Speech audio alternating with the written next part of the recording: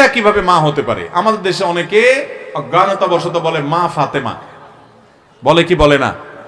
মা ফাতেমার জারি গান শুনছেন আপনারা? ছোটবেলা আমরা বহুত শুনছি, ক্যাসেটের মধ্যে জারি গান চলতো না?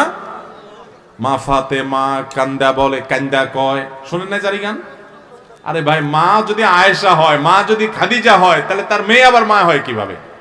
এটা অজ্ঞানতা, এটা ভুল, আমরা না জেনে এটা বলি। নবী সাল্লাল্লাহু আলাইহি সাল্লামের মেয়ে, তারা আমাদের বোন, তারা আমাদের মা নন, আমাদের মা হলেন তার স্ত্রীগণ। অতএব আমরা এই ভুলটাকে কারেকশন করব। আর দ্বিতীয়ত আরেকটা প্রশ্ন আপনি করেছেন যে নবী সাল্লাল্লাহু আলাইহি সাল্লাম কখনো আজান দিয়েছেন কিনা। আমার জানা মতে তিনি আজান দেননি, কখনো আজান দিয়েছেন এমনটি আমি জানি না। তবে এটার মানে এই নয় যে আজান দেওয়ার ফজিলত নাই। নবী সাল্লাল্লাহু আলাইহি সাল্লাম আজান দেওয়ার বহু ফজিলত বর্ণনা করেছেন। দুনিয়াতে যারা শুধু আল্লাহকে খুশি করার জন্য আজান দিবে, মর্যাদা জানেন? কিয়ামতের ময়দানে তাদের ঘাড়গুলো অনেক লম্বা থাকবে।